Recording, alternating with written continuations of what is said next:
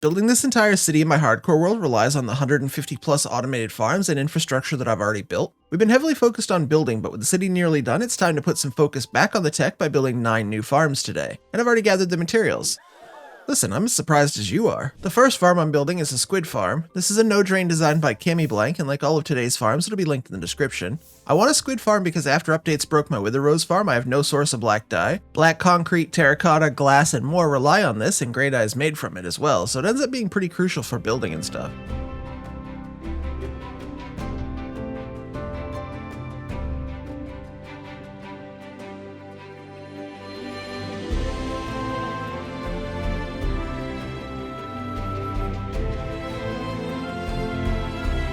And yeah, I know I said this is a no-drain design and I've drained some of the river around it, but really that was just for my sake in building it. You definitely don't have to do that. The AFK spot up here is fancy, and I probably don't need the water since I have elytra already. Let's get a little bit more ink though, and I'll show you how it all works. The squid can spawn in these little water sources, and nothing else can spawn within the farm area because of slabs and magma. The AFK spot is perfectly set up to make sure the farm is the only area anything can attempt spawn in, so you end up getting really good rates here for how easy it is. And now I have another solid source of black dye. And speaking of squid, let's move on to glowsquid. This one's a little bit harder as glowsquid spawn underground. This farm is also by Cami, which is a bit of a recurring theme today, and it works very much the same. Glowsquid ink is mostly for aesthetics with glowing item frames, but my primary use is for signs. I find signs a bit hard to read on some types and colors, and glow ink makes them way more readable. I plan to add a bunch of signs to farms after 5,000 days so I can easily remember how to run the complicated stuff, and I can also prepare it for the world download for my Patreon. So I think having a good source is a good idea. I'm going to do a newer, bigger, and way better storage sometime soon, and I think the glow ink will help there too. But I'm tired of ocean diving, so let's finish this one up. With the squid farm, there's no real need to drain around the farm, but with the glow squid farm, I did try to pick a spot that required as little draining as possible. The farm has to be underground though, so it's almost inevitable that at this Y level, there's water somewhere. We definitely want the best rates possible for this little farm, so a bit of simple draining is an easy trade-off, and this is the simple AFK spot for this one. And with this farm, it's pretty easy to get inside and check on the farm or fix any issues. For me, I just find the minecart collection a little slow, so I'm going to grab what's here before we check out our loot. And we ended up with nearly 3 stacks in 5 minutes, which isn't bad. I think I'll stay here for a few minutes to get more though. So those are today's mob farms. This island's getting quite full, but I think for our next project we can go right here. And for this one I want mud. Now I wasn't sure if I wanted a mud converter or an all-in-one mud maker, so me being me, we're going to make both. And if we have a mud converter, we're going to need dirt to put in it, so while I'm here, let's do a dirt farm as well. And we'll start out by clearing out the land and then cleaning it up and building a simple little mud converter. Well, it's a simple build, we'll see if running it is simple later. And for some reason, I brought all of the materials to build all of today's farms with me, which is strange, but hey, why not, I guess. Anyway, you know the drill, let's build a farm.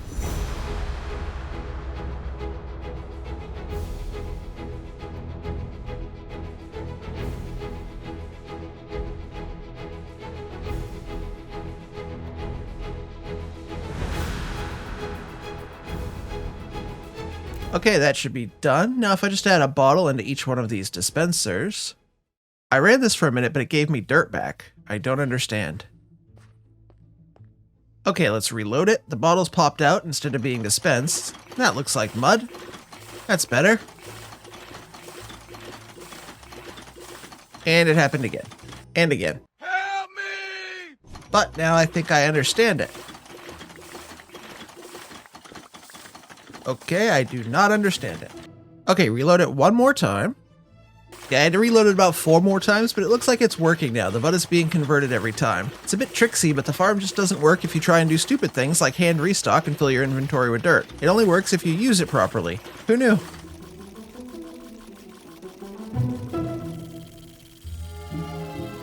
Just a few minutes later, we've converted 3 shulkers of dirt to 3 shulkers of mud. With as much mud as I use, that's a really nice little farm. Now I just need more dirt.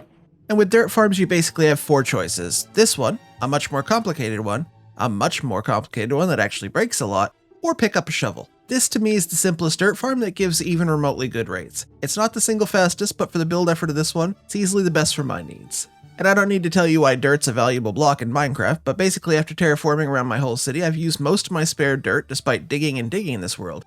And if you remember the storage cover, I had to start my hand-dug perimeter just to dig the dirt and grass blocks required to finish it. So while early game is all about iron farms and gunpowder, the longer you play, the more you realize that some of the most valuable and overlooked stuff is also the more common. That's why most long-term worlds have a really great source of cobblestone, a mega smelter of some kind, and those who even play later game get this, farming dirt. And the way this farm works is fairly simple to understand. We use a stone generator to create stone. That's what the lava and water do at the bottom. We then bone meal a block of moss to convert the stone into moss, and from there we can grow spruce trees which convert the moss below to podzol. We move the podzol around a bit, but eventually blow it up with TNT, and that gives us dirt. This farm also does use tons of bone meal, but that's no longer a problem, of course. Okay, so that should be it. Let's get it preloaded with tons of bone meal and find out. You don't want this farm running out of bone meal, so I'm just going to fully stock it every time I run it.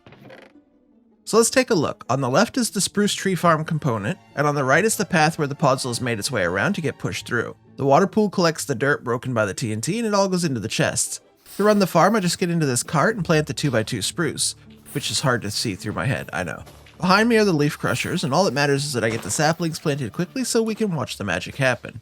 And the dirt takes a little while to get up to the TNT, as you can see, but the spruce is already being harvested. By the end of today, I'll have collected almost 3 shulkers of spruce logs, which is very handy for this being a dirt farm.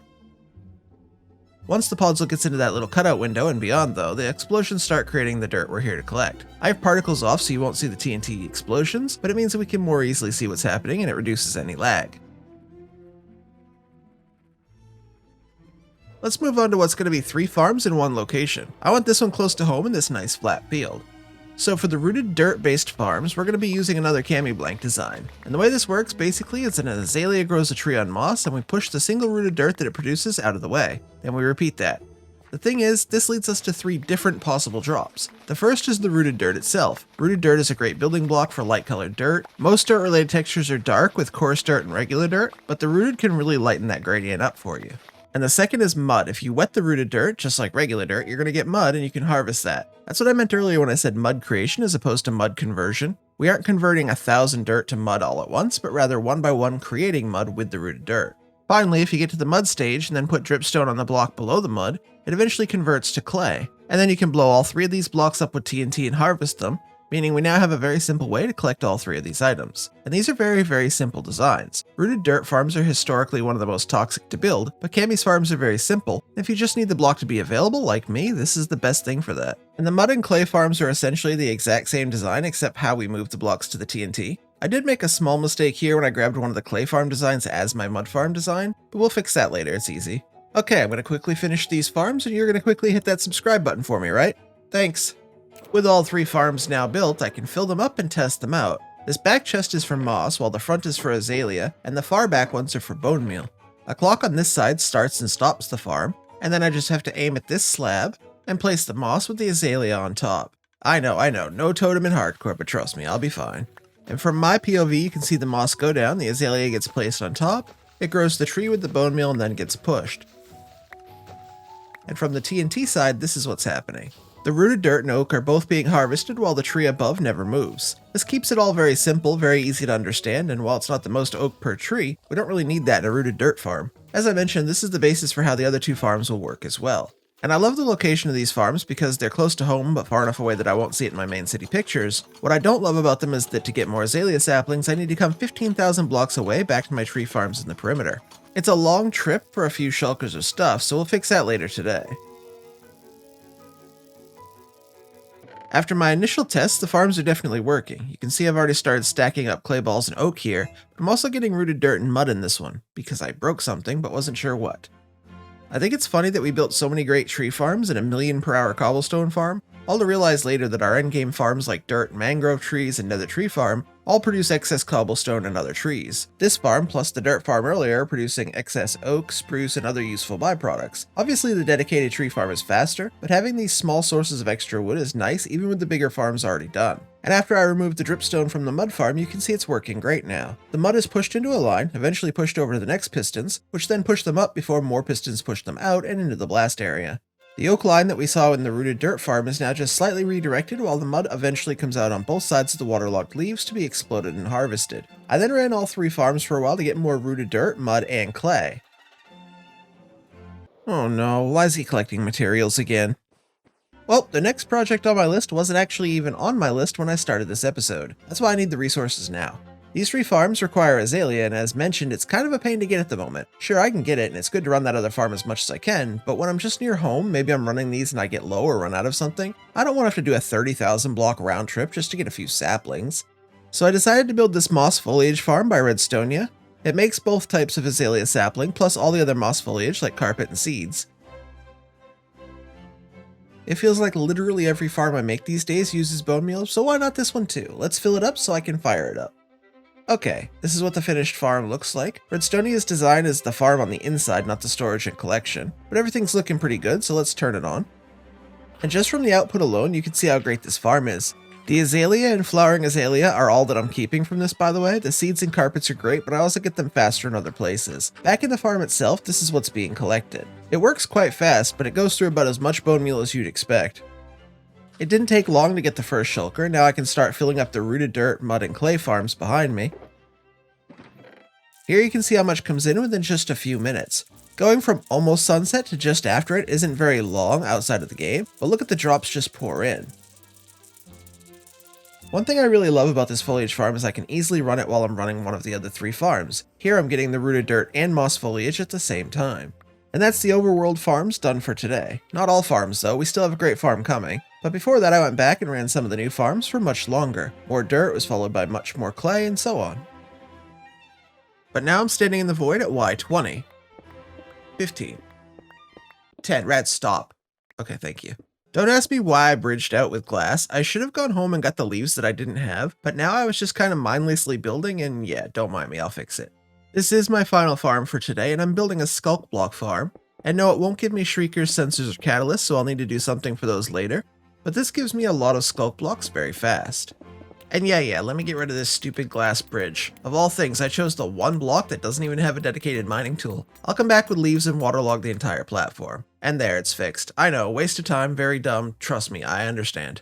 Skulk is a very cool block with a unique texture within the game, so I want to get tons of it. And while I'm building a skulk farm before an enderman farm, which is probably some kind of weird record, they work in much the same way. Like an enderman farm, there's a big spawn pad and drop chute. They're lured by an endermite and fall to where they'll be killed. Unlike an enderman farm, however, I don't get XP for this and no pearls drop. The XP is immediately converted to new skulk from the stone generator at the bottom of the farm, and the endermen drop onto a pointed dripstone that's designed to one-shot them. I simply sit back and mine the skulk as it's formed. This farm's pretty cool because it has some very interesting features like an on-off switch. This completely disables spawning at the top platform, so if you need to work on the farm or simply want it off, it's a very simple thing to do, and I think I'd incorporate this into any one-hit enderman farms I make in the future. And the worst part of making any enderman farm is getting the endermite in place. This is a bit of a long-running joke amongst me and my friends that I hate this so much and they think it's fine. It's not fine, it's awful. What I hate about this is simple. You're literally throwing yourself into a hostile mob, and you probably won't even wear good armor to do it because you're over the void, and you don't know when it's going to appear, and you're taking damage at the same. It's a pretty awful time. I just hate that I can't stand somewhere safe to do this. I hate that every time you get one, it's a huge surprise because, hey, you just took some more damage. And I hate that I'm wearing my stupid Thorns chestplate right now, which is in fact a spoiler. Here, experience this with me. We're on a dirt platform directly over the dripstone that kills things, over the void which kills things without our elytra on. Oh look, it's an endermite. Now we have to get him name tagged before putting him in this cart, before pushing the cart into him before he dies to and he's dead. Let's do it again because it was so much fun the first time. And you shall be problem child too, because your brother was a problem. And this time I guess I'm going to make an unenchanted iron chestplate to wear over the void. Yes, I'm a weak man baby who can't play a horror game because I'd cry real tears. So what? Okay, as we get the second one going, I'll tell you, I'm kidding around a bit and being a bit overdramatic here, but just barely. I really do hate getting the endermite and minecarts in a 2x1 space over the void. I know I'm not really over the void, but all it takes is a split second of being a bit dense, then I jump off and plunge to my death. I've seen many really great players forget they had a chestplate on and die in long hardcore worlds. Unless I have a secret stasis chamber inside an end pillar or something. And there we go, the problem child is in place and I can safely remove these blocks and never look at this iron junk chestplate again. And our skulk farm should now be done and functional. Let's give it a run. So there we have it, 9 new farms. Today we got ink, glow ink, dirt, mud, rooted dirt, clay, clay balls, and skulk. Oh, and of course azalea and flowering azalea. The latest Minecraft update, 121.10, should be available in a couple of days, and probably weeks ago by the time you see this. So I think we'll spend some of our remaining days before 5,000 updating and exploring the new copper drop. I'm trying to save 30 or 40 days at the end for the world tour, statistics, and fireworks, but that means we have about 200 days left. Shelves, copper golems, bars, chains, updating storage, and maybe some trial chambers next time then. I'll see you later. Goodbye.